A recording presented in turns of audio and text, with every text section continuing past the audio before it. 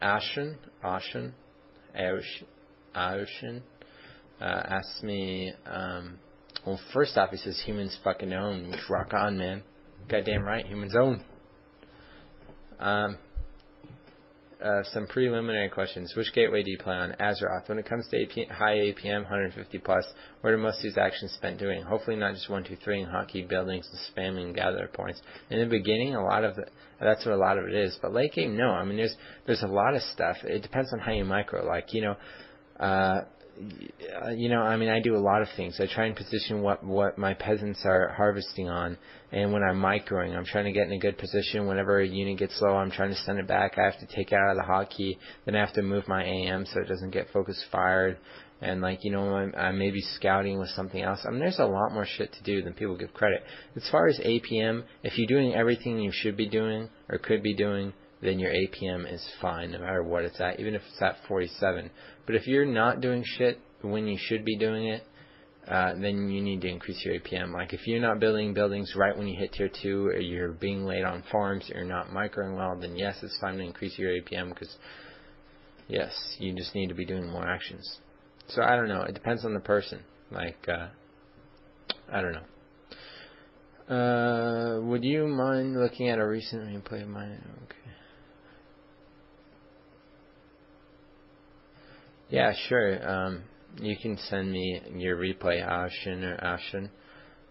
Just post it in WCR member replays, and then send me the link, and I'll watch it and help you with whatever I can. So go for that. But yeah, go and do that, Ashen. Yeah. This is from RX Winder. You are the best audio commentary. Thank you, Winder. For me, at least. Well, thank you. I'm really glad it helps you guys. So thank you.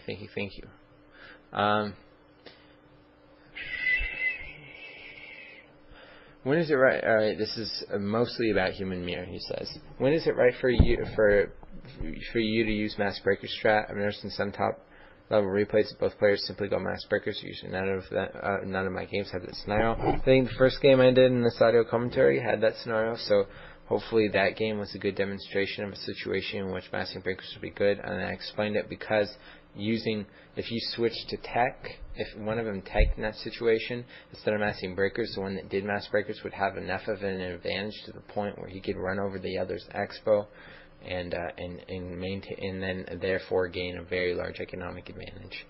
So it was important that they kept massing breakers to keep up with one another. Another situation is like close spawn to a rock, usually MK second with double sank is strong, just because, I mean, it's pretty much, I've tried a lot of things, and close spawn to the rock, I think that's one of the best things. MK second, double sank, grab an expo if they go breakers. If they don't double sank, grab an expo, and if they do, just keep up with breakers. A lot of close spawns, like close spawn no wood, is pretty much the same thing, because if you tech and they double sank on close spawns, usually they'll be able to overrun you with breakers and casters, but so you have to go double sank to keep up with them, and if you tech, even after you have double sank, you won't be able to keep up with their units, and they'll run over you, so you both have to keep massing breakers. So those are some situations where you end up massing breakers. It's usually situations in which one will overrun the other if they don't also mass breakers, so it turns into breaker wars. This fast expo beat tech. Which is better? Does it depend on the map, i.e. Lost Temple is notorious for fast expanding? Yeah, like Turn to Stand, Echo Owls, and LT are all maps and situations, and maps where you will often see fast expansions. Other maps, not so much. Sometimes Turwalk, and those are the only maps that are coming to mind right now. LT is a notorious example. And a well-executed fast expansion where they don't totally get screwed, yeah, it usually beats tech. Anytime you have twice as much gold as the other person, you're pretty much at an advantage. Especially you put up some towers, and then once you're both tier 3, although it takes you longer to get to it, you have a severe advantage if you've had an expansion for a long time and they don't have one or haven't had one for a long time.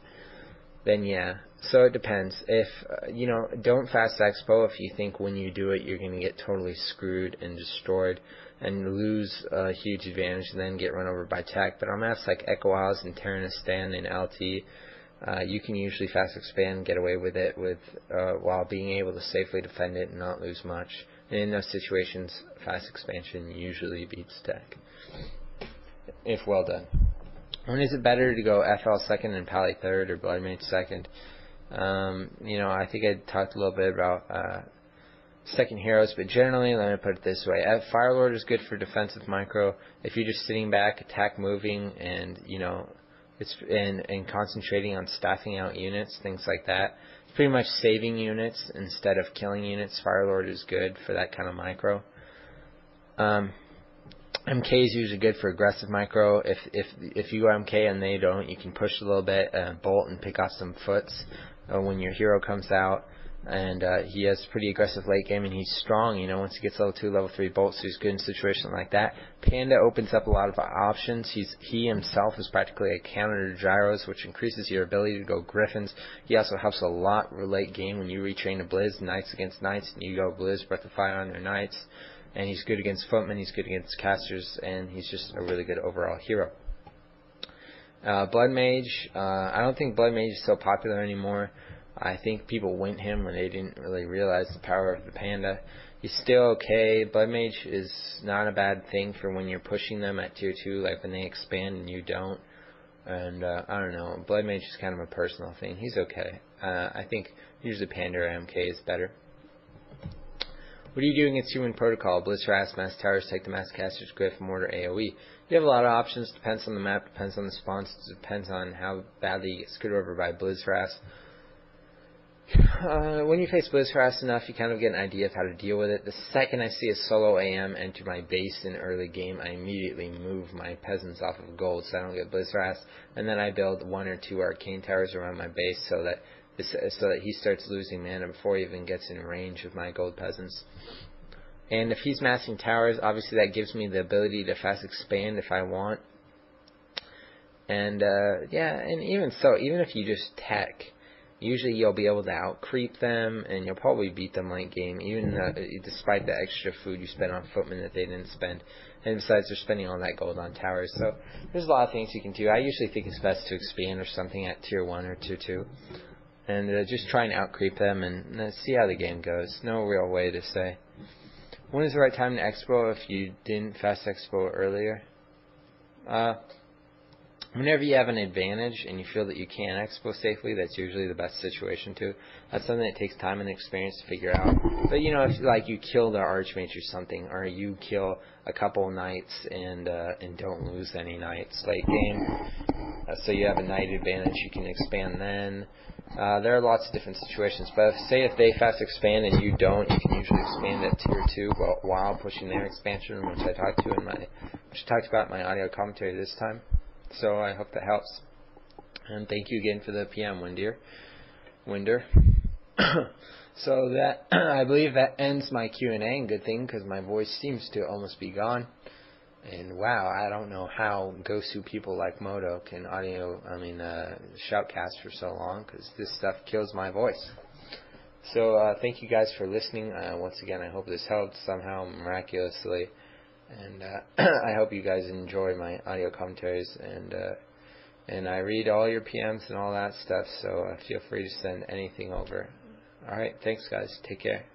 Bye.